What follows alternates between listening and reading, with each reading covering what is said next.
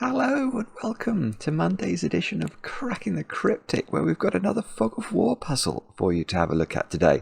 Well, and me to have a look at. This one's called Breadcrumbs. It's by Belamis. We've already had, I think it's quite a new puzzle, but we've already had 3 or 4 very strong recommendations saying we have to have a look at this.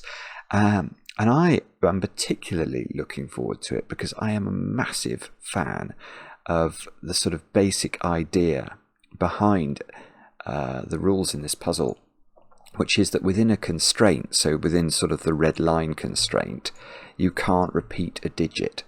And I think this is a fascinating thing. Every single puzzle I've done with this rule set I have loved. And I think Belamis actually invented this rule set. I'm pretty sure the first puzzle I did with this rule set was by Belamis.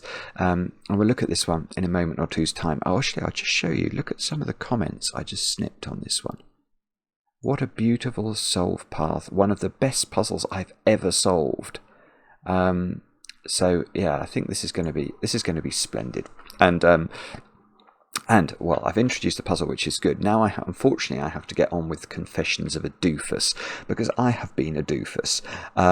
I've been trailing for the last 3 or 4 days the fact that this morning at 10 a.m. UK time, we were going to be releasing on the channel my solve of the Dida Costa puzzle with Sophie, who won last month's competition.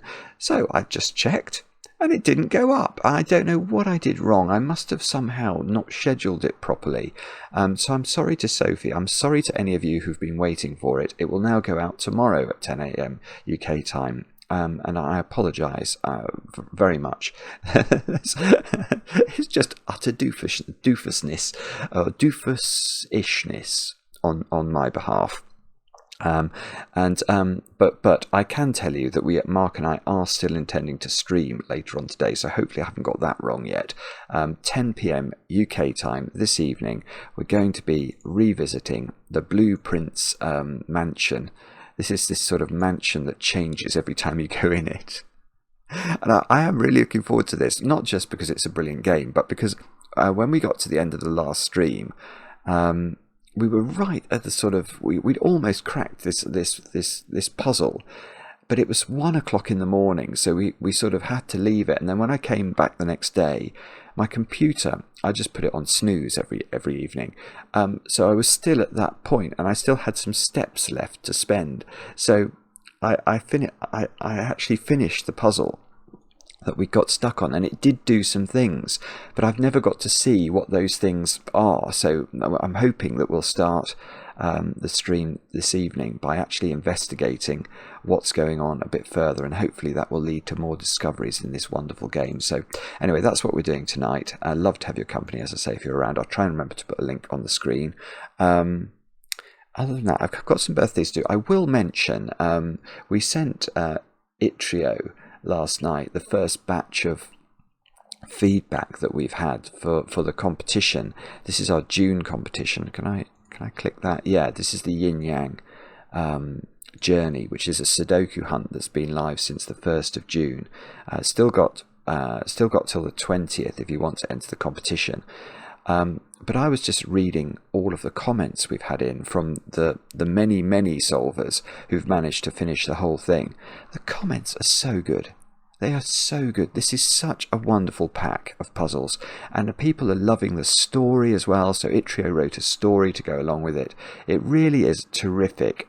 Lots of comments saying this is the best thing we've ever published on Patreon, which is a ridiculously good compliment. So Itrio, again, thank you so much for making the pack for us, and thanks as well to all those of you who've had a go. Let's just have a quick update on the scores. So 2039, so it's still ticking up the first puzzle, and we're closing in on 600 solves of the final puzzle as well, which is terrific. So do have a go. If you haven't had a look at it yet, you will get such a buzz out of that Sudoku hunt, and there's still plenty of time if you do want to enter the competition. Now, let's do some birthdays as well. Let's have a look. I've got Elizabeth over there in Albuquerque, New Mexico. I can't think of the name Albuquerque without... What was that song?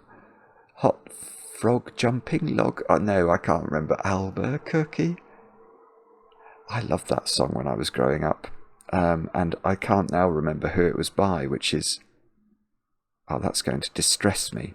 But anyway, Elizabeth is from Albuquerque, teaches at high school there. I know this, Elizabeth, because your husband Paul wrote to us and told us that apparently you've watched the channel nearly every day for a year, and that you sometimes show your students our sort of content, which I am so pleased to hear. I do hear anecdotally about school children really getting into these puzzles, and I mean, it just fills me with joy, that, because I suppose I've always been a puzzle solver, but it was in my teenage years that I discovered the existence of weird and wonderful puzzles, and I think you're doing such a service by getting kids into this stuff. In my opinion, it only does your brain good. So Elizabeth, thank you for spreading the word, and I hope you have a great birthday today, with chocolate cake, of course. Next birthday is for Emily Williams. Your husband Byron wrote to us. Oh, that's my guitar capo falling on the floor. But Emily is such a star. Always, I mean, seems to watch every video, always ready with a kind comment, and one of the most positive members of the whole Sudoku community. So Emily, you are much appreciated over the pond over here, and I think you're also appreciated by those you interact with in the comment sections, etc., in all the videos. So I hope you have a great birthday today, and I hope you get some chocolate cake, and maybe we'll see you on the stream later on. Next we'll say happy birthday to Laura, down there in Melbourne, a city I've been to on a few occasions and absolutely love. You are celebrating with chocolate cake, I know that, Laura. And this is great.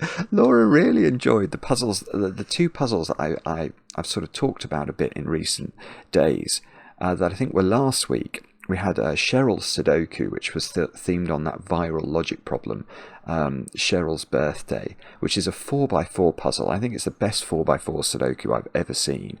And also The Wall by Michael Lefkowitz. If you're a fan of Pink Floyd, well, even if you're not, that is an incredible Sudoku puzzle. So Laura, I'm delighted to hear that you like those puzzles too. Now, Laura, in real life, is a behavioural neuroscientist.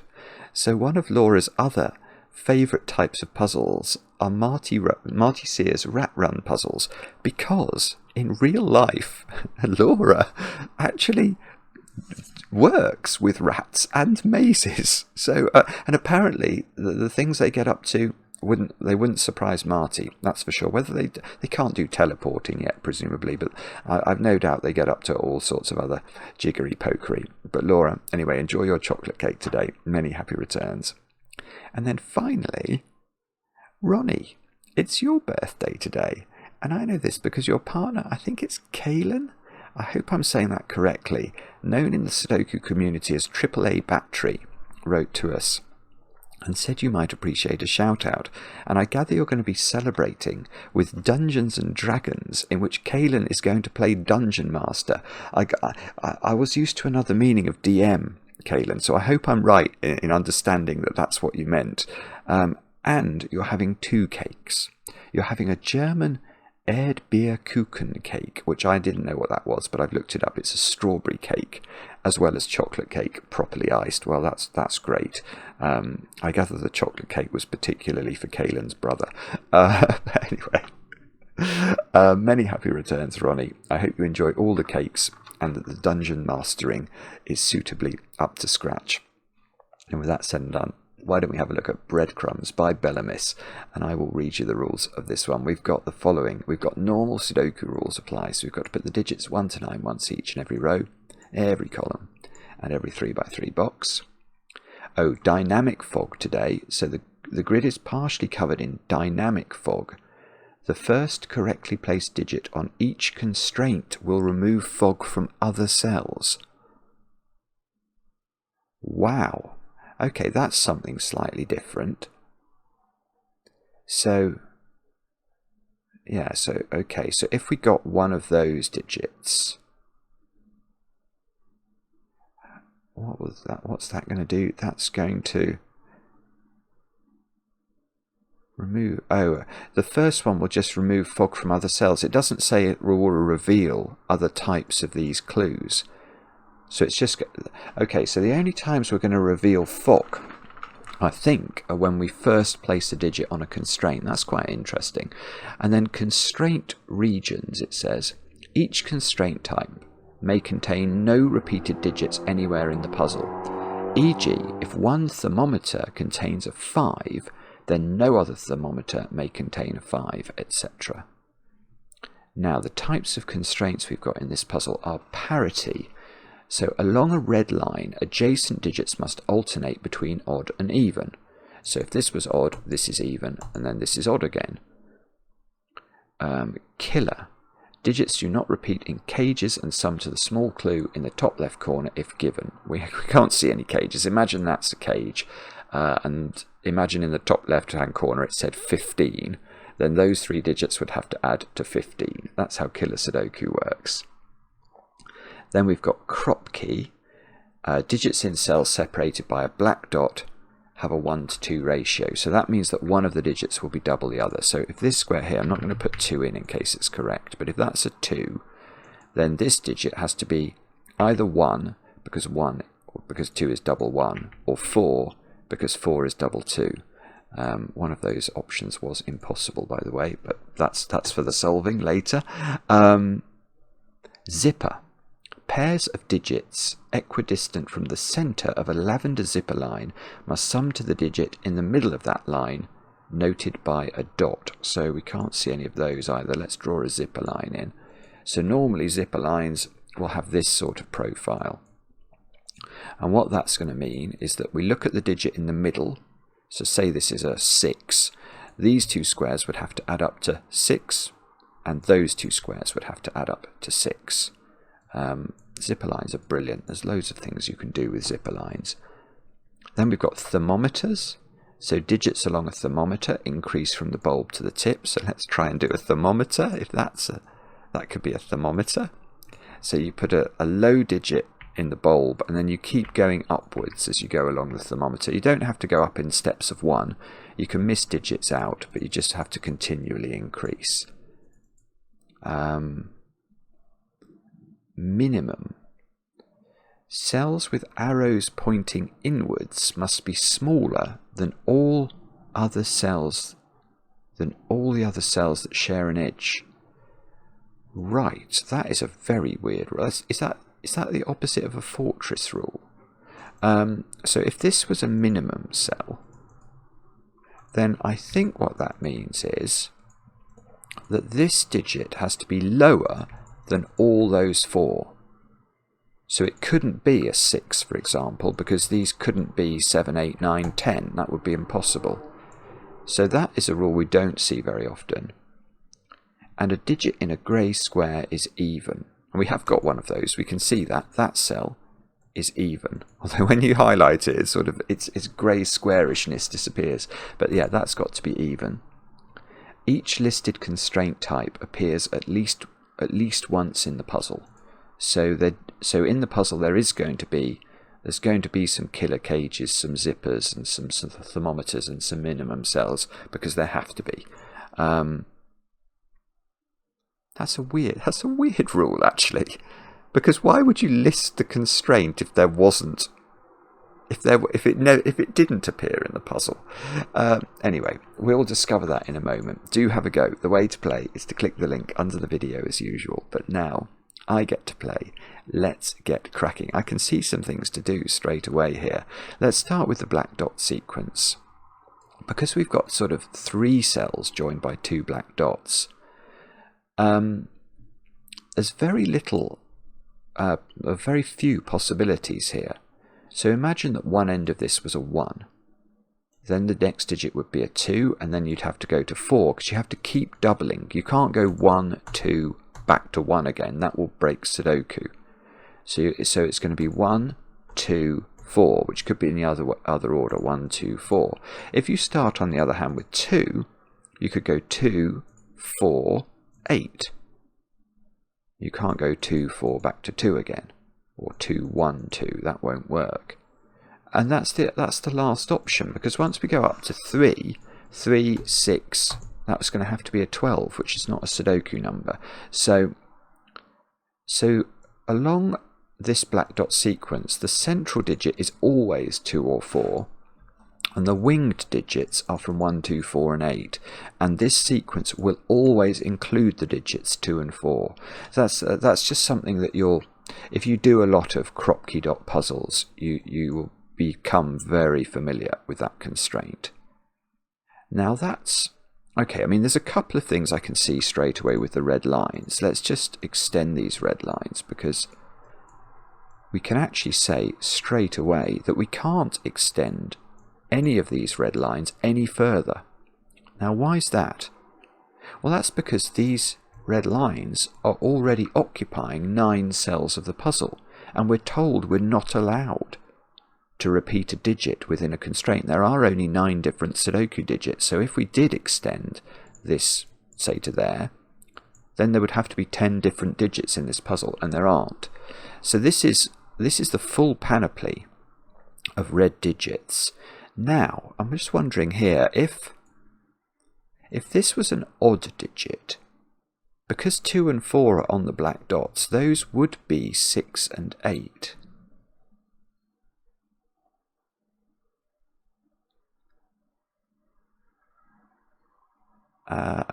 Yeah, okay, that doesn't work.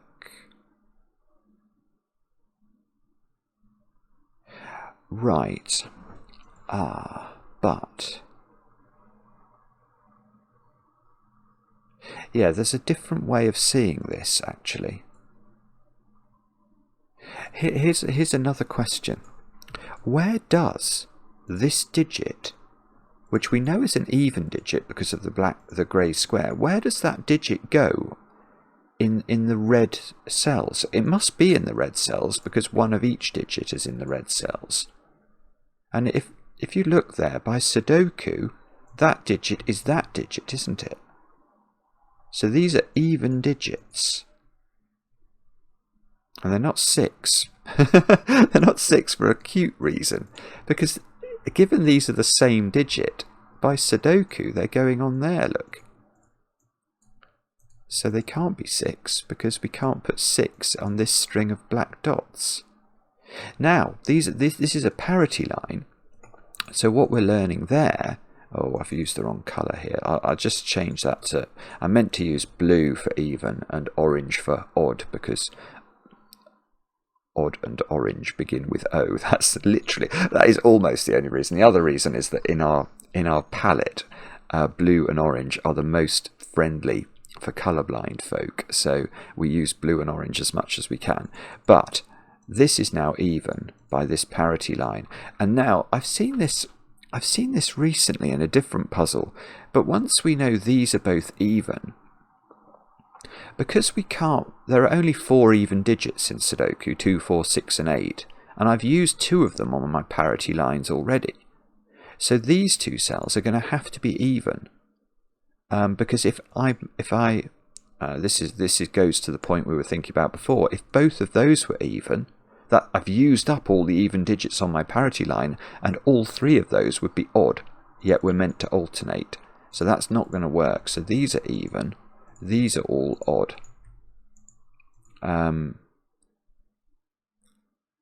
Now, this one is 6 or 8, because it sees the 2 and the 4 on the black dot digits. Now, that one is 6 or 8 by the same token, so this one is not 8, because these are different, and on the red lines we have to include all of the different even digits. We've now basically, because of this 6-8 pair, we've got a 2-4 pair. So and we know that one is the same as that one, don't we? So actually maybe I should give these a letter just to sort of reinforce the fact that we know that.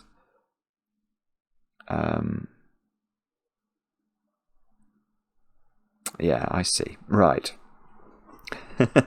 Okay, so the first digit is not an even digit. We're actually going to get an odd digit, I think, first. Because the question we should ask now is, where does this odd digit go in box 4?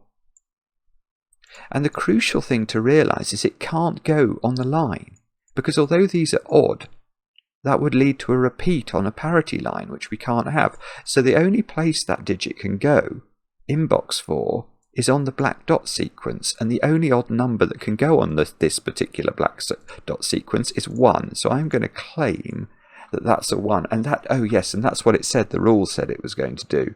That's going to clear the fog.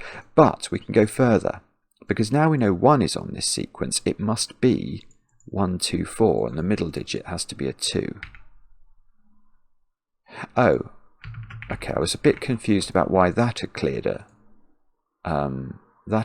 fog, but I suppose on the black dot sequence that was the first digit we got. So, oh, I thought I was going to get 1 in the middle box. This is some sort of zipper line, isn't it? Let's just, we can see it's going, oopsie whoopsie. It's doing this. I don't know whether it's going any further, but it's definitely going into those squares. Now 1 by Sudoku cannot be in the centre of a zipper here, because these two cells would then have to sum to 1, which is not going to work. In fact, this is quite a big digit, because we can't put 2 into either of these cells. So basically, we know these two cells sum to this digit, don't we? And the minimum they can be is 3 and 5. So they're either 3 and 5 or 3 and 6, and they are adding up to 8 or 9.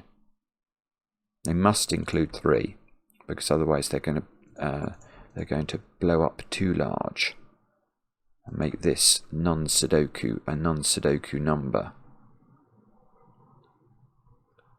Now, what does this mean? We have got a 6 cage as well that's been revealed. But I think that's the first cage that we've got, isn't it? Ah, it can't be 2, 4. Right. Thing is, it could bend, actually. So this 6 cage is either, if it's a 2-cell cage, it's 1, 5, because it can't be 2 and 4. But if it's a 3-cell cage, it would have to bend. It couldn't go to here, because it would then have to be 1, 2, and 3. And there's a 2 in the column already. So it would have to go there, and that, okay, and this would be the 2.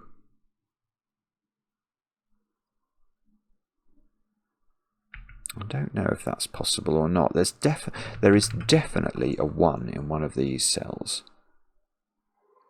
But no, that's okay, isn't it? We've already got, we know we've got the 1 on the parity line already. Oh dear. So what do we do now? The great thing about Fog of War is that, as Maverick's about to fly over, you know, there's no point looking up here, is there? That's not going to help us. We really do have very limited places to focus our attention. Is there some reason that this has to be an 8? Because that would resolve this. If that's an 8, that's a 6. Oh, that's wrong. Right, so hang on, that didn't work. If that's 8,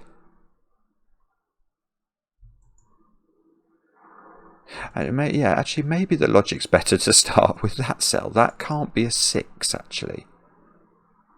It works either way, but for some reason my brain finds it more acceptable to consider whether that's a 6. That cannot be a 6. It's bizarre.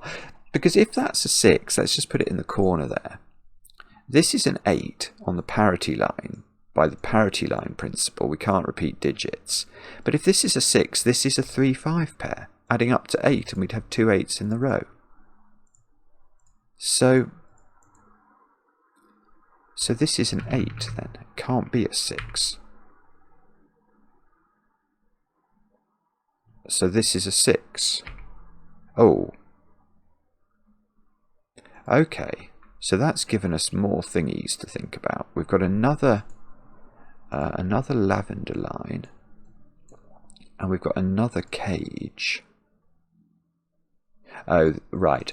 Okay, this can't be a 3-cell 8 cage, because this cage definitely contains a 1. And the only way you can make 3 different digits add up to 8 is either they're 1, 3, 4 or 1, 2, 5. I tell you, actually, there's another way of thinking about this. Those 4 cells are indisputably in the 6 and the 8 cages, aren't they? If we just highlight those, you can see just from the grid furniture that that is true.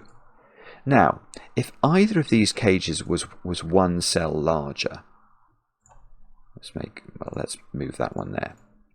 Then we know that there are now 5 cells in these 2 cages, but we know the sum of these 2 cages is 14, so it's impossible.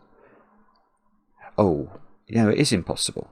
It is impossible because we know that we can't repeat digits. And the triangular number for 5 is 15, i.e. if I populated these red cells with the minimum I could, 1, 2, 3, 4 and 5, they would add up to 15 at least, but they can't because we're told that the sum of the cages is 14. So actually, these 2 cages are dominoes, and therefore this is 1, 5. And now this cage, which has to add up to 8 without using 1 or 5, so it's not 1, 7, it's not 3, 5, my phone is buzzing, it's 2, 6. But now 5 is not on that parity line, so 5, which has to appear on a parity line, is over here. Oh, nearly. Where's 5 in box 6? There's a 5 here and a 5 here. One of 2 places, I think. If we knew it was there, we would know this was a 9. And I haven't thought about this zipper line yet. Where's 8 in column 9? That is a reasonable question, isn't it? It can't be on an odd cell, so I think it's got to go there. Which didn't. Well, it cleared fog from the cell itself, but it didn't clear wider fog. We've almost got all the even digits in row 3. Okay, let's give the lavender line. This can't have 1 on it. Hang on. It has got 2 on it. One of these is 2. Oh, and I know which one if I do Sudoku. It's outrageous. Belamis, what are you doing? Making me do Sudoku so early in your Sudoku puzzle. But look, so what I've seen is that these can't be won by Sudoku. But also, 3 has already appeared on a lavender line. Now, if there was no 2 into those squares, they would have to be 4 and 5.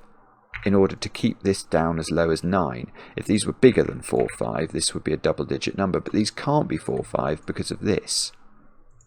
So that doesn't work. So there must be a 2 in one of them, and we've got a 2, 6 looking at that cell, so that's a 2. We've got something emerging over there. This digit can't be 3, we've already learnt that. Could it be 4? That would be a 6.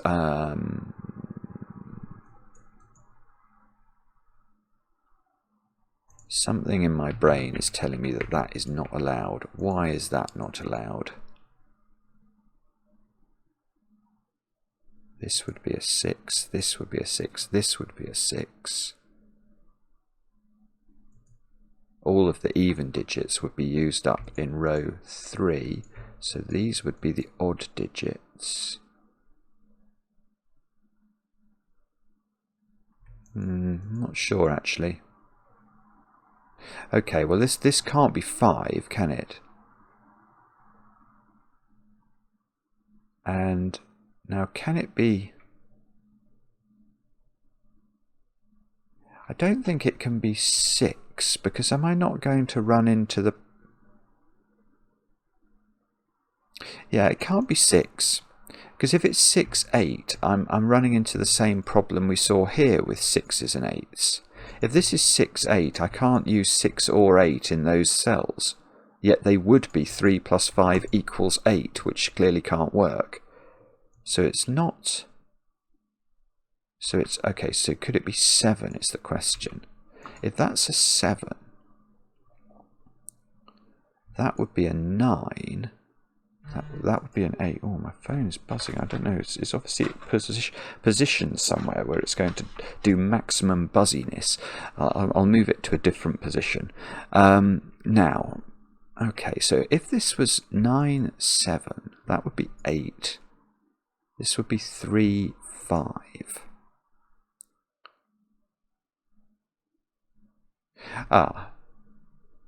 Okay, so it doesn't matter.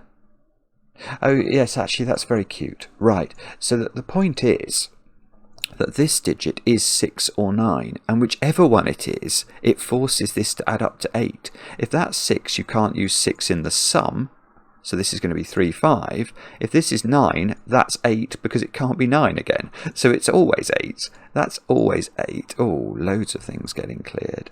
This is 3, 5. This is 5 in box 6. Now 5 is down there in box 9. I was going to say I'm going to try not to neglect my Sudoku, but I know that almost the moment I say that I will then neglect it. I need 6, 7 and 9 into complete row 5. So what's that digit? Do we know what these are? It depends what these are, doesn't it? I mean, I know these digits are not 1, because I've already got 1 on my parity line. 3, 5, 7, 9. Oh, these... Okay, so those are 3, 7 or 9, because they see 5. So that... Okay, so 6 in this column is in those two cells, which means that isn't a 6.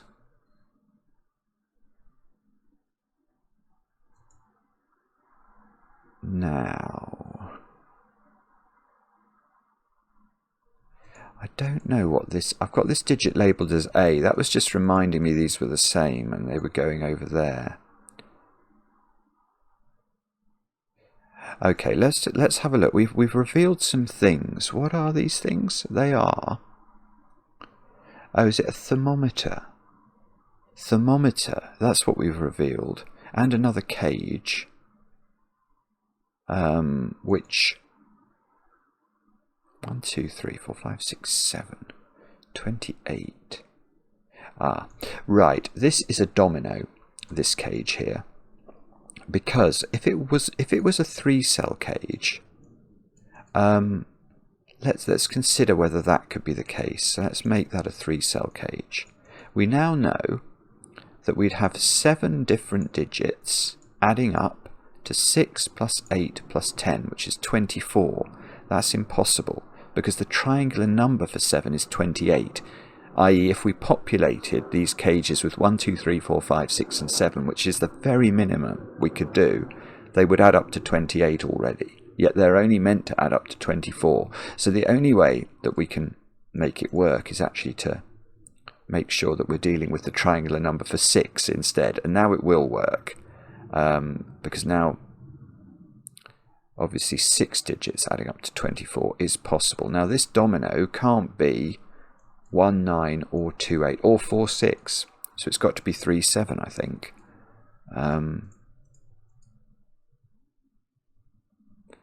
Now, what does that mean? we've got thermometers here. Let me try and draw them, but we don't know whether these stop. We just know that they've each got at least 3 cells on them. They can't have 3 or... Neither of them can have 3 or 7 on them. Because this domino sees all of those digits. So these 6 digits are made up of the 7 different digits that are not 3 and 7. So they are from 1, 2, 4, 5, 6, 1, 2, 4, 5, 6, 8, 9. Oh, so this one can't be 2 or 6 either. But that one could be. Yeah, in fact, at least one of 2 and 6 must be here, because we can only miss 1 digit off these 6 digits, because we definitely know 3 and 7 are not included. So if we also missed out 2 and 6, there wouldn't be enough different digits to populate those 6 cells.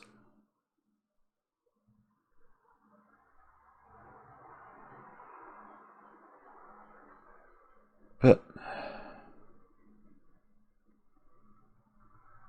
sorry, I don't actually see what to do with this.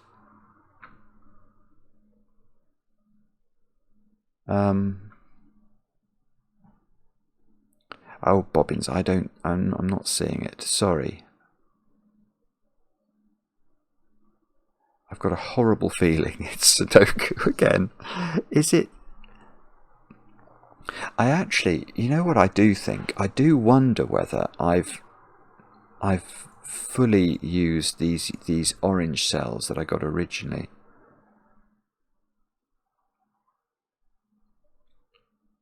Is there something more I can glean from those? Actually, I don't know.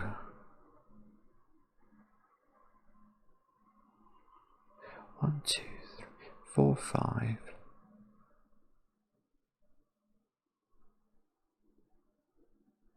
That digit is restricted. That sees a remarkable number of Sudoku digits. It sees 1, 2, 3, 5, 6, 7, and 4. That digit is 8 or 9. And that is about as useful as a chocolate teapot, I think.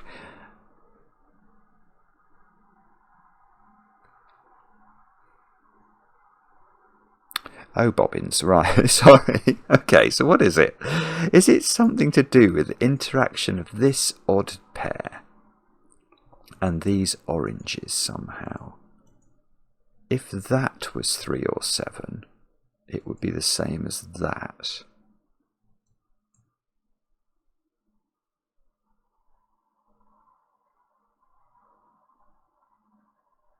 Oh, I know what it is. It's not this, is it? It's roping. Oh, bobbins, that's embarrassing, actually. Sorry, I should have seen that instantly. I just didn't think of it. This is really nice, actually. That's very clever. Not of me. Yeah, we know those 3 digits because of the rules of the puzzle are different from those 3 digits. So where do they go in this box? They've got to go there. And now they're there. So these digits are... This is from 2, 6, 8 and 9. And it's got to form some sort of thermometer. Yeah, you can't put 2 in the middle of it. You can't. In fact, you definitely can't put 9 in the middle of it. But you definitely can't put 2 either, because neither of these could be lower than 2. So that is 6 or 8 and is even...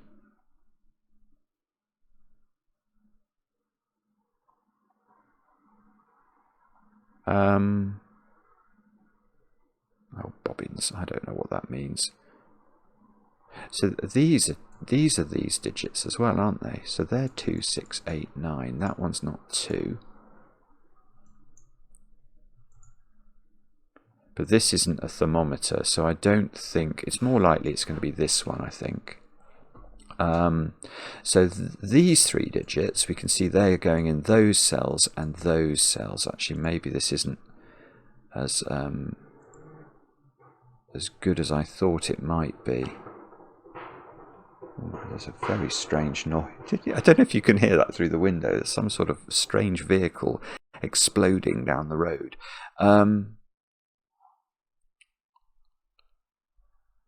So, what does that mean?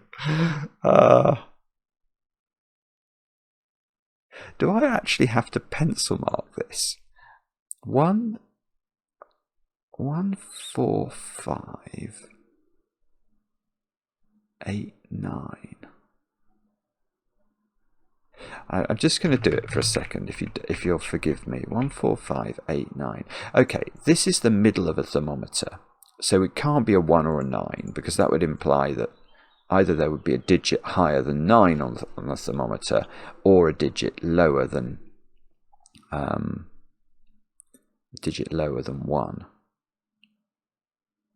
Oh, right. This digit is not an 8 either. That's rather pretty. Because if that's an 8, one of those has to be a 9, and that's going to kill that cell. So this is 4 or 5.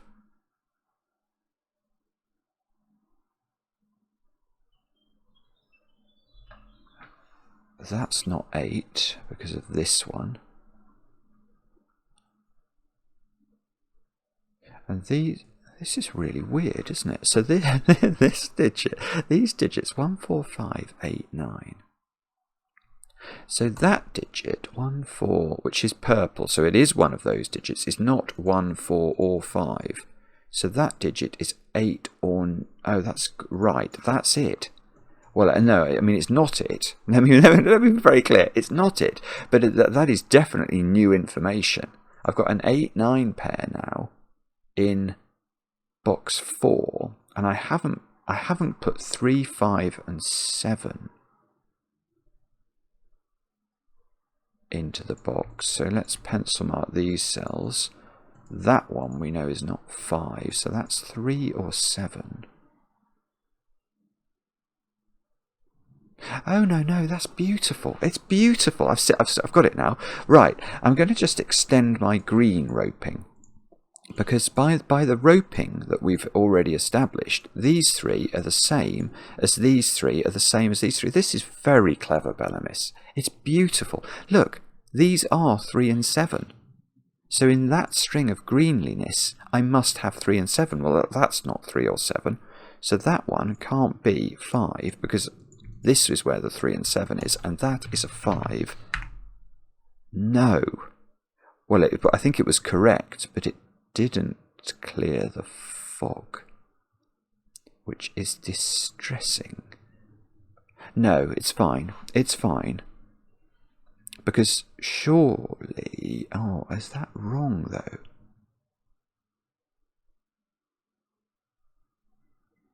I think this would be 5 if I knew this was a 3-cell thermometer. But because obviously the other digits would be a lower than 5 digit and a higher than 5 digit. But if this thermometer's sort of bent round there or something like that,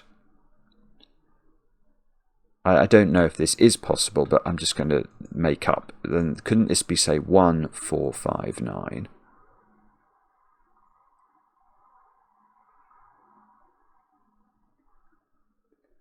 And then this would be a 1.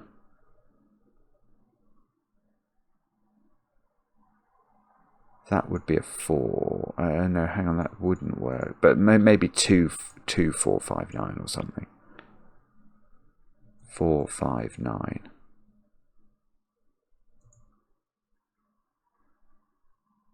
I'm not sure. Oh, I tell you something though. That's a 1 or a 4, isn't it? Because in the green stripe there is a 1 or a 4 digit, which is this one, so that must be there. And these are from 1, 3, 4, 7. Oh, it's so distressing, because getting that 5 felt like a massive breakthrough. I see. Or do I? Okay, this digit is now not 9, is it? So 9 on my parity line is down there somewhere, which means this digit is not 9. And this digit is therefore 3, 6 or 7.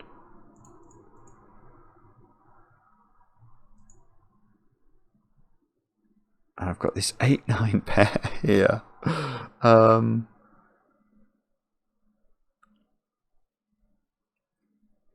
Oh, I'm not sure. Is it? Yeah, I think it's going to be tricky. I think we're going to have to think about, at some point, how long these thermometers can be. That doesn't feel a desperately easy conversation either. I mean, these have got to be from 1, 4, 5, 8, 9.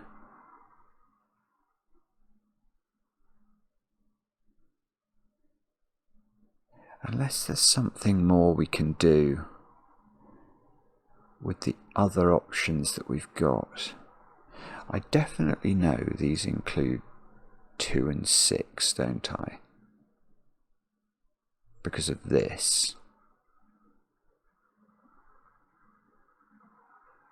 So what I'm wondering here, for example, I know that 2 and 6 are in these cells.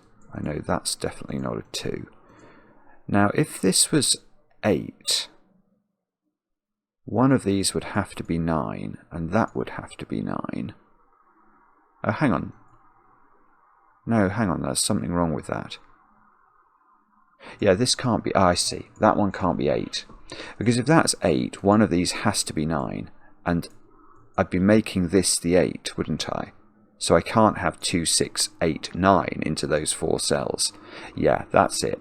So you can't make this 8. It's really clever, actually. It's just very straightforward. I just missed it. This has to be 6, because there is only one higher digit.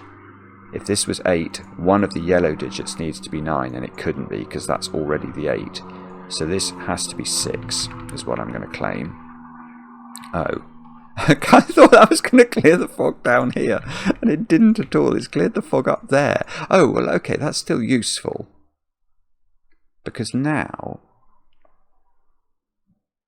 Well, or is it? I think it is useful. Hang on, let me just work this out.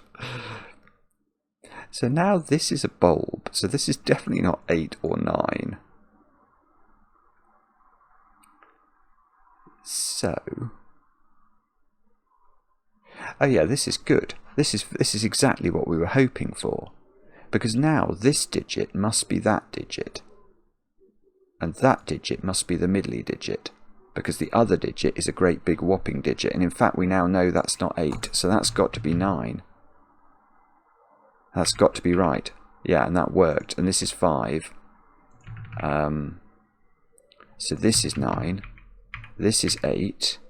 So now we know that these are now a 2-8 pair, although we don't know the order. And possibly the thermo bulb could be here, couldn't it? Although, it depends whether that could be a 1 or not. I'm not sure about that. Okay, these don't include 9. Something... Okay, we've got another thermo that's appeared. So we've now got... so I do know that this thermo doesn't extend. Because I've now got 9 thermo digits in the puzzle. I'd love to know which of these is the bulb, but one of them must be, because we've got all 9 digits on thermos.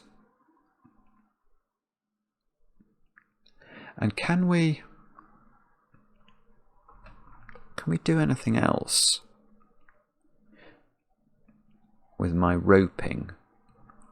These are from 1, 4, 5, 9.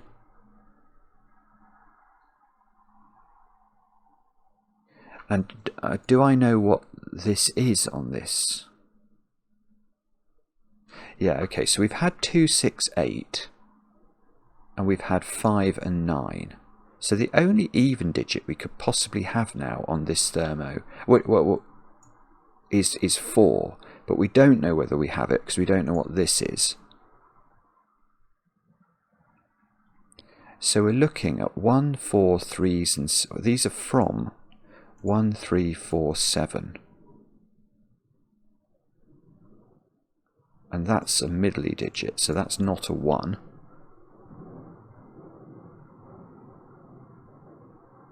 And okay, yeah, okay, it's definitely got 3 and 7 on it, because 3 and 7 have not appeared on thermometers at all yet. So this has got 3 and 7 on it, and then either 1 or 4, depending on what this is. Oh, and that's really annoying. That doesn't work then, does it? Because oh, no, I've got it. It's very straightforward again. Belamis keeps getting me here. Okay, because the simple way to think about this, which I didn't do until now, is to say, okay, I learned immediately, I understood immediately that this domino wasn't on any thermometer over here. Well, why didn't I just think about that cell as well? Because that's got exactly the same principle. That digit is not on there, and it's not on there. So that digit is on this thermo, and now I know it's there. So that's a very straightforward deduction. And now, that's beautiful, because 3 and 7 have to be on this thermo too, and I now know where they are. I don't know if... Well, I do know the order, because this is low, don't I? So it must go... This must be 1 now. There's no way this goes 4, 7, 3 or 4, 3, 7. This has got to be 1. This is 3. This is 7. This is 1. So these don't include 4. This is 4. Oh, look, I could have done a 5 and a... Oh, that did something. Hang on. When I did that, I saw something change. What was that? It's down in that corner. Oh, that's great. Yeah. So it's showing me that this is the tip of this thermo. So that's 8, that's 2. These are 4, 5, 9. So this is 4. This is 1.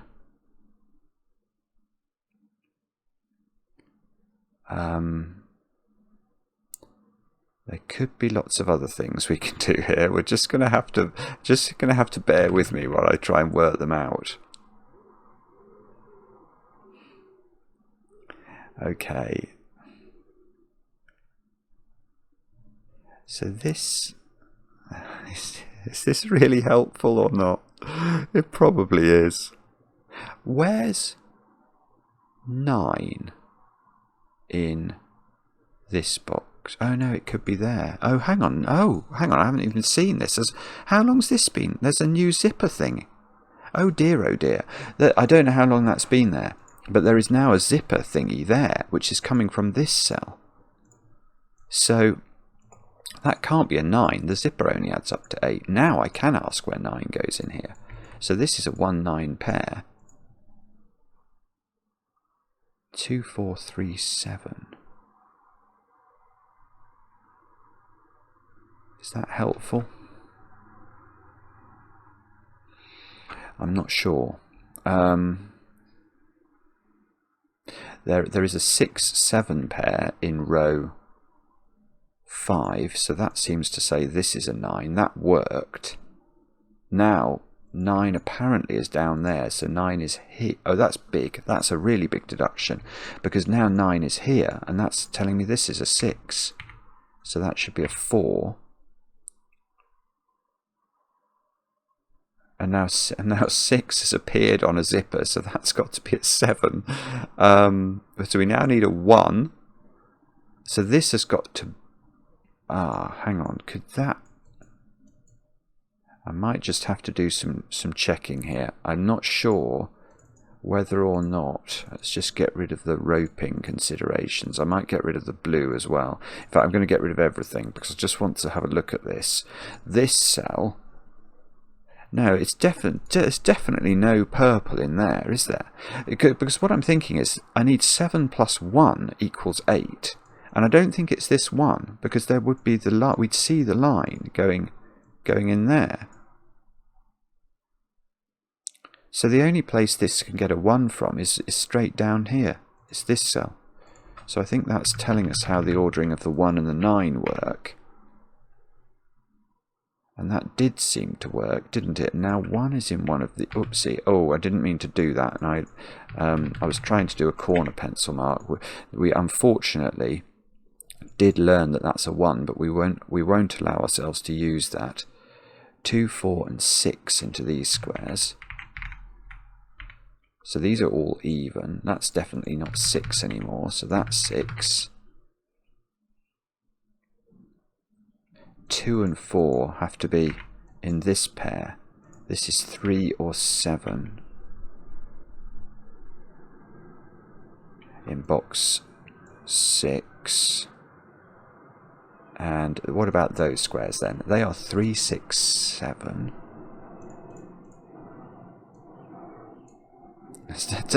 That's not 6. Oh, okay. 3, 7 pair in row 2. This square's not 6, but by this digit. So these are even. 2, 4, and 8 in the row. That's not 8.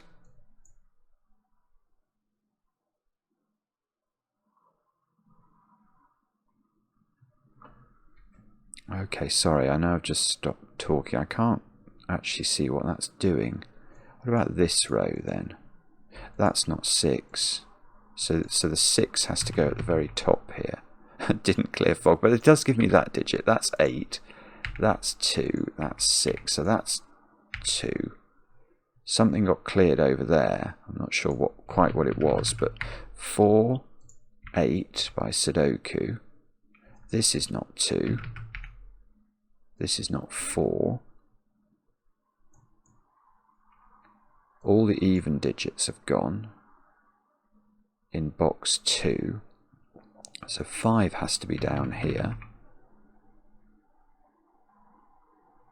I feel like that's a naked single. That might be wrong, but I'm seeing it sees 1, 3, and 7, and 5. And it can't be even, so I think that's a 9, and that was correct. Okay, how does that help us, if at all? What do we need in here? 1, 3, 5, 7. So that should be naked as well. That should be 5 by exactly the same principle. And that means this is 7 by exactly the same principle. And these are a 1, 3 pair, which means this is 5, which means that's 3. This column needs 2, 4, and 8 in it. We've got, I don't actually, how are we ever going to resolve? Something's got to get involved here, otherwise this is a deadly pattern. It won't be resolved. I suppose something may branch up there. Actually, there must be more Sudoku to be done here, because otherwise I've got stuck. This is 2 or 6 in the column. Ah, that's not 3, look. Or 7, so that's 9. Okay. Oh, thank goodness for that. I was thinking this isn't working. Now this isn't 9 now. There's a 3, 7 pair in the bottom row.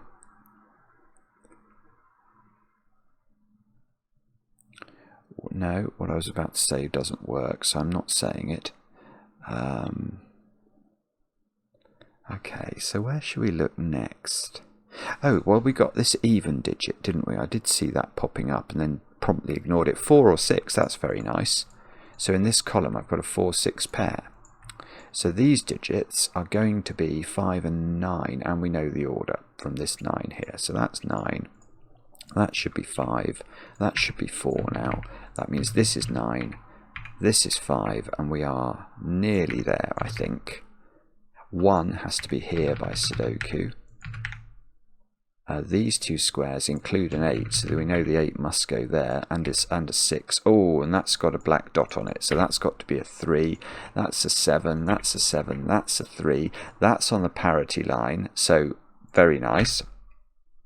That's 3 in the corner. That's 3 in the spotlight, losing its religion. Oh, something got cleared up there. What's going on in this row? That is not 8 anymore. Oh dear. Okay, that's 8. These are 2, 4, 7. That digit looks very doable. That's a 7. Oh, deadly pattern on 2s and 4s. What on earth? That's got to be resolved by the parity line, has it? This is a very strange concoction. Hang on, what's going on? I can see they're the same.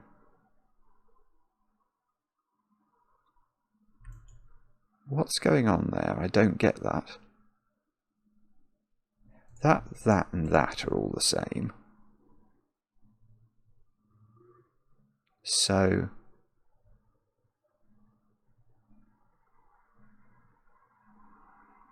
oh yeah, no, that's lovely. That's lovely. Okay. So what we know from our original marking, we knew they were the same digit. From Sudoku in this box, I know these are the same digit. So the question is, I know that these include the digits 2 and 4 in box 8. So one of them is the purple digit. Well, it's not this one, and it can't be that one, can it? Because purple's already appeared in this cell. It's a bit difficult to see, but that digit was an even digit. That's where we started all of this jiggery-pokery. So that means this cell is not purple, this cell is not purple, so that cell is purple and is now 2, I think. Yes, that's cleared something up there, but I don't think we need it. That is 4, isn't it? So okay, so now this is 6, this is 4, this is 6, this is 4.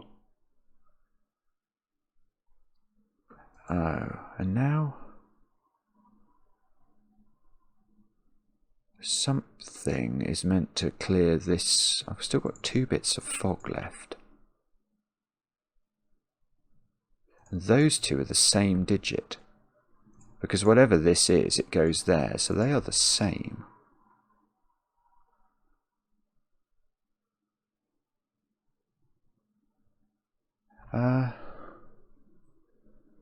What on earth is going on? It won't help me if I know one of them's even. I've only got odd digits left. What have I not used? I've used all of the parity line. Oh, there couldn't be a zipper hidden. No. I can't. Oh, it's that minimum. There's a minimum cell. I haven't found any minimums. Right, that's why we needed the last line of the rules. Each listed constraint type appears at least once in the puzzle. So something here. Yeah, so one of it must be one of these. And they're the oh well, they can't be 7 then. Yeah, because one of these is a minimum cell, which means it's lower than all its orthogonal neighbours. Now, if this was a 7, if that was the minimum cell, that would have to be a 3. If that was the minimum cell, again, well, that's going to be next to a 1, isn't it? One of these is a 1. So hang on, which way round is this? I don't want to get this wrong. The minimum cell has to be lower than all its orthogonal neighbours. So that can't be the minimum cell. It's impossible, because one of these is a 1 and will be lower than it. So this is a minimum cell. And that must therefore be a 3. Because if it was a 7, it wouldn't be less than all of its neighbours. It would be greater than some of them, but if it's a 3, it is less than all of its neighbours. So this is a 3. Yes, this is a 3, therefore. This is a 7. This is a 1. This is a 7. This is a 1. This is a 3. That's a beautiful puzzle. That is a beautiful puzzle. Good grief. Gosh, it took me a little while to solve that, actually. There was some... I tell you what's so stunning about this is how many different types of logic there were in it. There was the break-in, which was I loved the fact that you could get that being a 1, because it had to be on this line. That was really clever. I loved the roping, although I didn't see it very quickly. I really liked that digit having to be on this thermometer. That was gorgeous. I like the fact there's this weird disambiguator at the end. I like the fact you could do some maths on the cages as well. Yes, Maverick's flying over now. Maverick is flying. It's a fly past, Belamis, for your performance in creating this puzzle, which was fantastic. Loved it. Let me know in the comments how you got on with it. I enjoy the comments, especially when they're kind. And we'll be back later with another edition of Cracking the Cryptic.